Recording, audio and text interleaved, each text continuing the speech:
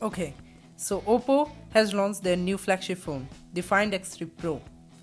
The retail box is great, though they have clearly tried to add a little bit of flair in it. Opening the box, firstly you get an insert, inside of which you get Oppo warranty card, a SIM ejector tool, a manual, and also a soft touch matte case. After that we get to see the phone, we keep it aside. Inside the box we also get a 65-watt massive charger included in the box, with also a USB cable and a pair of earphones.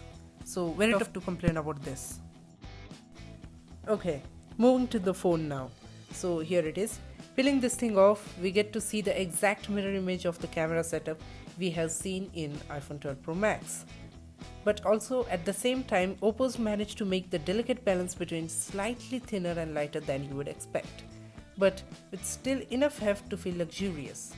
And it also got this matte finish, which I liked. Now let's talk about the camera. The camera portion is not quite a square. The spacing between each of these lenses is slightly different, as you can see. The two main primary cameras are raised and the other micro camera is flushed. I don't know why it is. And also the phone uses a high-end 50 megapixel sensor. This feels pretty flagship in terms of detail, but what's really interesting is that we have got two of this sensor. This is the first smartphone to use the same flagship grade main sensor for its ultra wide camera too. So in effect we have got two of the main sensors. But it gets even better. This phone has a micro lens camera. This phone gets so close to object that it feels strange. This is a true macro, and because you get this close to objects, you're kind of obscuring a lot of natural light. So this camera has its own light, which when I saw firstly, my initial reaction was, yeah, that's pretty cool. And it's only 3 megapixels, but you cannot differentiate between it, as 3 megapixel is sufficient for your macro shots. And doing all of these stuffs, Oppo also managed to include an optical zoom camera in it, which is Oppo claims about 3 megapixels, but I think it's only 2 megapixels. And this leads me on to the main selling point of the Find X3 Pro, Awaken Color. This is what you will see plastered across all the marketing materials, and the pitch is basically that other flagships can display life in 16.7 million colors. This phone can do in a billion colors.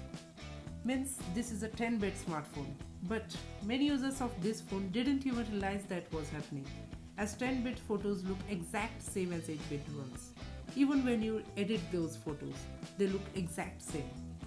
And also the fact that on this phone 10-bit is off by default, like a smartphone getting launched whose headline feature was turned off out the box. Now this brings me to the main display of this phone. This display is a technical marvel.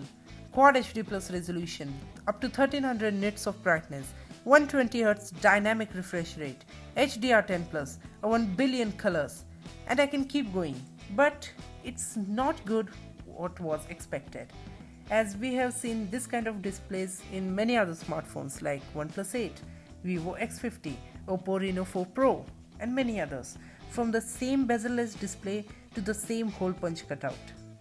And now it's just an all-round well-spec'd phone, like it has got Snapdragon 888 processor, 12GB RAM, 256GB storage, also 4500 mAh battery, wireless charging, and IP68 rating. Okay, so at last, each thing this phone does well, there is a slight little asterisk next to it. So this phone is $1,099, and it's value for money, definitely, and it's up to you for buying it. So thank you for watching, guys.